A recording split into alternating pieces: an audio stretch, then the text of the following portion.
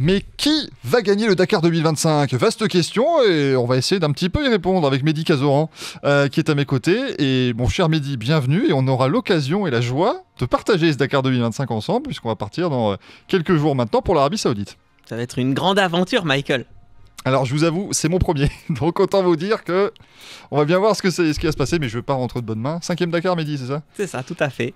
Bon bah du coup je vais faire appel à tes lumières de spécialistes. On va un petit peu parler course ici sur ce Dakar que l'on suivra, on rappelle, avec Roule bien sûr, pendant les 2 semaines de compétition. Parce que on ne peut pas rester sur les certitudes de 2024.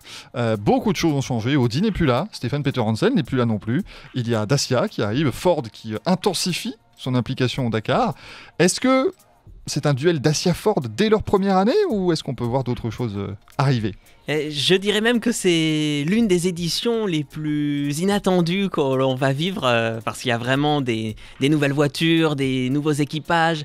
En fait, je pense que c'est carrément l'année où tout peut arriver sur ce Dakar dès les premières étapes et ce pour toutes les voitures qui seront présentes là-bas. Donc c'est assez difficile de dégager vraiment un duel entre 2 équipes en particulier. En fait, il faudra garder l'œil ouvert sur les 3-4 plus grandes équipes engagées.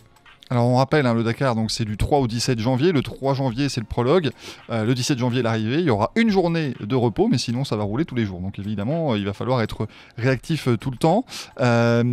Sébastien Loeb peut-il enfin gagner son premier Dakar, Mehdi, avec la Dacia ? Ouais, ça fait quasiment 10 ans qu'on se pose cette question à chaque Dakar et là très clairement on peut dire qu'il n'a jamais été aussi près d'avoir un premier Dakar à son palmarès. Non seulement il est resté dans la même équipe d'exploitation donc qui était ProDrive depuis 2021. Donc aujourd'hui, ProDrive s'occupe du programme officiel Dacia, mais la mécanique, les mécaniciens, les ingénieurs sont peu ou prou restés les mêmes entre le programme ProDrive et Dacia. Donc il part vraiment sur une base qu'il connaît plutôt bien. La voiture, elle a été fiabilisée, elle va plus vite également, donc je pense qu'il a de très bonnes cartes en main. Le seul souci, c'est qu'au sein de la même équipe, il y a quelqu'un qui s'appelle Nasser Al-Attiyah et c'est pas le dernier à aller vite dans le désert. Ah non, on le sait, en plus, champion du monde des rallye raids, en ayant fait la dernière course de rallye du Maroc avec une nouvelle équipe Dacia, en l'occurrence, il était chez Toyota avant cela. Ouais, Nasser Al-Attiyah, je pense qu'effectivement, il risque d'être aussi un prétendant sérieux. Ils feront équipe avec Cristina Gutiérrez aussi chez Dacia. On n'attend pas forcément l'Espagnole aussi haut, mais elle pourrait nous surprendre. Elle a quand même remporté le Dakar cette année dans sa catégorie. On dit cette année, écoutez, c'est encore techniquement le Dakar de 2024, ça reste cette année pendant encore quelques jours. Chez Ford, mon cher Mehdi, on se concentrera sur 4 équipes, principalement de toute façon ici en auto. Carlos Sainz, vainqueur en titre donc, qui arrive avec ce Ford Ranger. Est-ce que, après les avoir vus notamment en action au Rallye du Maroc, tu sens que ça peut déjà le faire pour la marque à l'ovale bleu? Alors, si on devait donner un favori sur le son de la voiture, sur la mélodie, moi je mettrais le Ford avec son V8 issu du Ford Mustang en numéro 1. Mais bon, malheureusement, il y a aussi le côté fiabilité qui a été remis en question sur le Maroc. L'équipe qui s'occupe d'engager les Ford, c'est M-Sport, qui est surtout connu pour le WRC et pour le rallye. Et il manque encore d'expérience sur le rallye raid. Il y a eu notamment un gros problème au Maroc sur la voiture de Carlos Sainz avec le moteur qui donnait des signes très alarmants le matin d'une étape et l'équipe avait préféré ne pas l'emmener carrément sur la spéciale. Oui, bien sûr. Donc on sent que la fiabilité est un élément un peu plus préoccupant pour l'équipe américaine. Mais bon, Carlos Sainz a gagné 4 fois le Dakar, c'est un pilote de grande expérience, donc on ne peut surtout pas le mettre à part de cette liste de favoris quand même.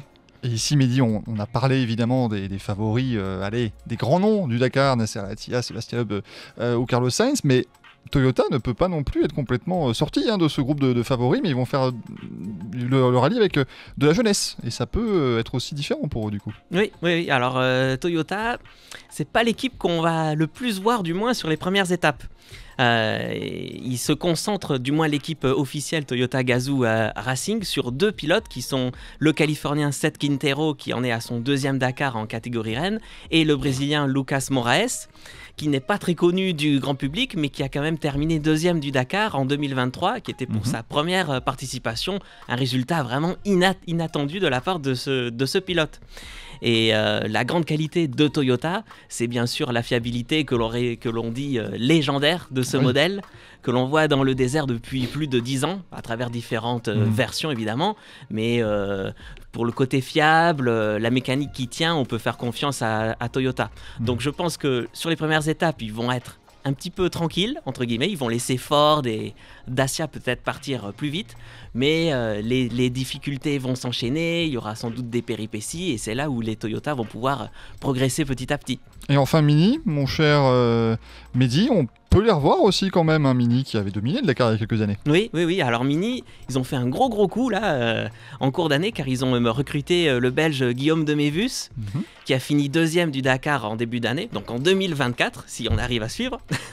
Et Guillaume de Mévus, son plus gros atout, c'est le monsieur qui va prendre le baquet de droite. Il s'appelle Mathieu Baumel, réputé pour être l'un des 2 meilleurs navigateurs au monde sur le rallye raid, et il était auparavant le copilote de Nasser Al-Attiyah.